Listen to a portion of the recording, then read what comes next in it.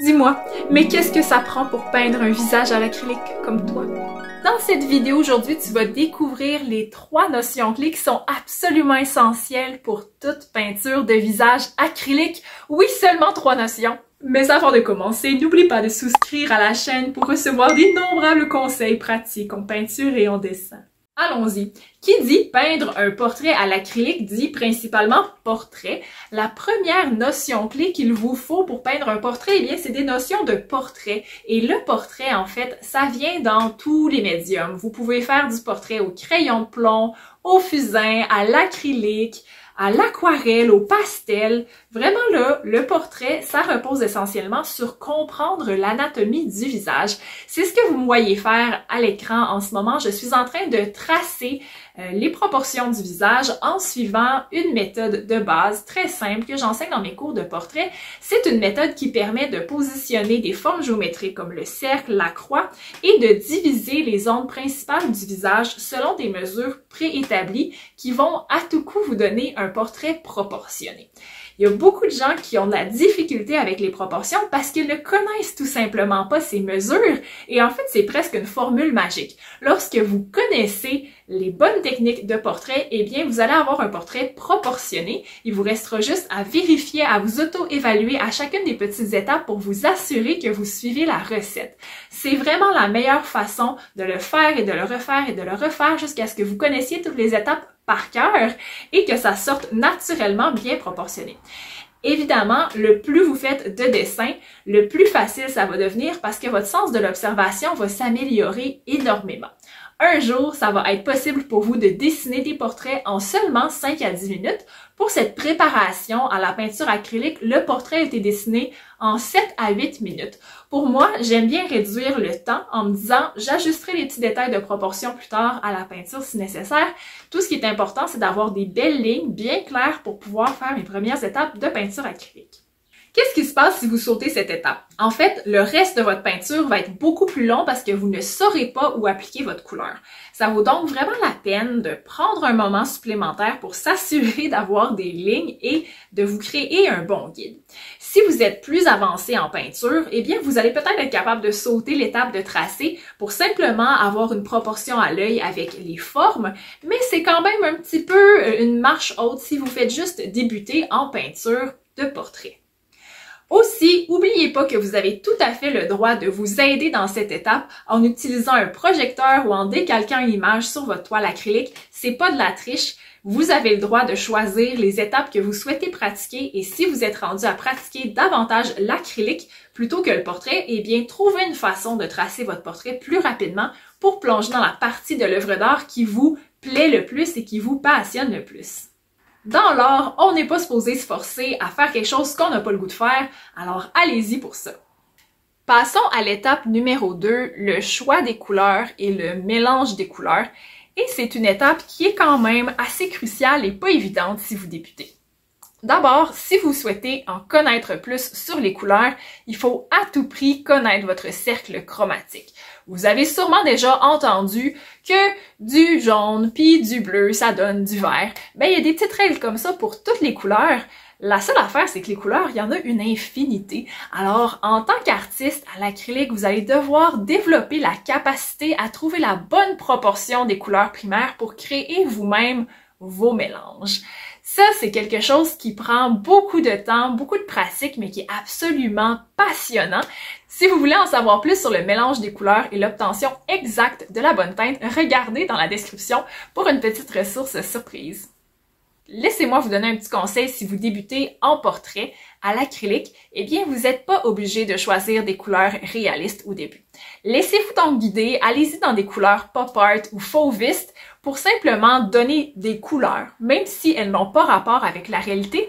Pourquoi? Ça va vous permettre en fait de faire quand même des très jolies œuvres colorées, ça va vous permettre quand même de pratiquer des notions importantes de peinture avec le choix des couleurs et ça va vous donner une petite marge d'erreur en vous disant que si vous ne visez pas le réalisme de toute façon, ben votre peinture elle va juste être beaucoup plus colorée, beaucoup plus expressive et vous pourrez dire « je la veux comme ça, je travaillerai la teinte exacte plus tard, pour l'instant j'ai juste réussi à choisir des belles couleurs ».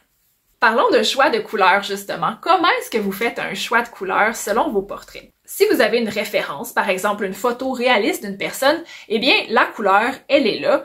Elle est exacte, mais vous pouvez aussi l'interpréter. Alors, comme artiste, vous allez essayer de trouver un pigment particulier lorsque vous analysez une référence et vous dire « Ah, c'est vraiment ce pigment que je veux amplifier » et vous allez l'exagérer un petit peu. Ça, c'est si vous souhaitez prendre des couleurs qui s'éloignent un petit peu plus de la réalité. Si vous avez envie d'y aller avec des couleurs réalistes, eh bien dans ce temps-là, il faut simplement faire une très bonne analyse et pratiquer vos mélanges de couleurs peau, ce qui est un sujet à part entière. Une autre chose qui est peut-être importante de mentionner, c'est que si vous sentez que vous maîtrisez pas bien vos couleurs et que vous embarquez dans un portrait, eh bien ça se pourrait que ça soit frustrant en cours de route. Je vous recommanderais de pratiquer les mélanges de couleurs à part en faisant juste des petits carrés ou des petits nuanciers pour éviter de mélanger l'apprentissage de la recherche de la couleur et la réalisation d'un projet pratique, parce que si vous recherchez pendant que vous réalisez un projet, ça va rendre le projet pas mal plus long à faire et vous allez peut-être buter, pas arriver exactement à la couleur du premier coup, ce qui est tout à fait normal. Il faut simplement ajuster vos attentes à votre niveau d'apprentissage. Troisième notion cruciale pour les portraits à l'acrylique, c'est l'application de la couleur. On est donc vraiment dans l'application du médium. Ça veut dire qu'il faut bien connaître votre matériel, votre toile, vos pinceaux, la quantité d'eau à mettre, etc. Pour ces petits projets-là à l'acrylique, moi j'ai une toile qui est déjà pré-préparée, donc elle est recouverte d'une espèce de gesso, donc c'est déjà la bonne texture, j'ai juste besoin de la couper de la bonne taille, c'est parfait pour se lancer très rapidement dans un projet. Au niveau des pinceaux, le plus important, c'est la taille. Selon ce que vous faites comme grandeur, vous voulez des pinceaux plus ou moins grands. Une erreur qu'on a parfois, c'est de prendre des pinceaux beaucoup trop petits. Ça va vous prendre une éternité si vous prenez un pinceau pointe fine et que vous essayez de remplir tout cet espace blanc. Ça va être très très long. Même chose si vous prenez un pinceau beaucoup trop grand, eh bien vous allez perdre la précision, vous allez créer un gros barbeau, vous verrez plus vos lignes et vous allez vous sentir perdu. Donc d'être capable de choisir la bonne taille de pinceau, ça va vous aider à rester en ligne. Pour bien appliquer la couleur, il faut savoir doser. Ça arrive souvent qu'on débute à l'acrylique et qu'on va mettre beaucoup trop épais de peinture, alors ça va créer une espèce de marécage sur votre feuille, toutes vos couleurs vont se mélanger, ça va pas sécher, puis ça va devenir un petit peu brun-gris, ça va pas être intéressant. Alors mieux vaut mettre un peu moins d'acrylique et y aller une petite couche à la fois. J'en profite pour dire que certaines peintures acryliques sont un petit peu transparentes, ce qui est en fait très bien parce que ça vous permet de continuer à voir vos lignes entre la première et la deuxième couche jusqu'à ce que vous créez vraiment un volume avec toutes les couleurs. Avec l'acrylique, on a le droit d'utiliser une certaine quantité d'eau. J'ai toujours un petit vaporisateur que je mets soit directement sur ma toile ou sur ma peinture pour la garder humide pendant que je peins. Plus on va mélanger d'eau à la peinture acrylique, plus elle va être transparente et parfois c'est souhaitable quand on veut faire des effets ou quand on veut y aller progressivement.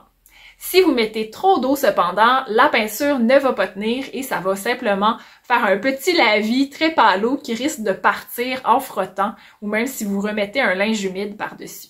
Alors concrètement, une fois que vous connaissez tous ces trucs techniques pour l'application c'est un processus. Ça veut dire que votre visage ne va pas apparaître tout d'un coup, il va vous falloir de nombreuses étapes.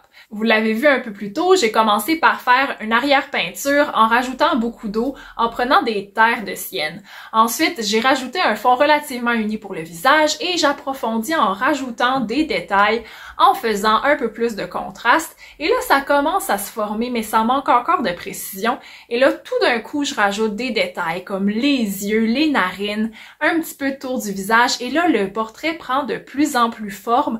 Je renforce les zones d'ombre, je renforce les lumières et c'est un jeu d'aller-retour avec les couleurs expressives jusqu'à ce qu'on réussisse vraiment à créer un volume et une impression. Ça prend un certain temps à arriver là et une des erreurs les plus courantes, c'est qu'on va arrêter avant d'être arrivé au processus où le visage ressemble à quelque chose. Alors ne vous découragez pas, essayez d'aller un petit peu plus loin pour au moins lui donner une bonne structure. Alors rappelez-vous, lorsque vous allez faire votre prochain projet de portrait à l'acrylique, vous devez trouver une façon de maîtriser ces notions clés, les proportions, le mélange des couleurs et l'application de la peinture. Regardez dans les commentaires pour trouver des petites ressources pour vous aider et n'oubliez pas de pratiquer, quitte à le faire séparément pour arriver à des bons résultats. Avant qu'on se laisse, laissez-moi savoir lequel de ces 3 aspects vous pose le plus de défis. Ça me permettra de vous aider à créer d'autres vidéos sur ce sujet-là. Bonne peinture tout le monde!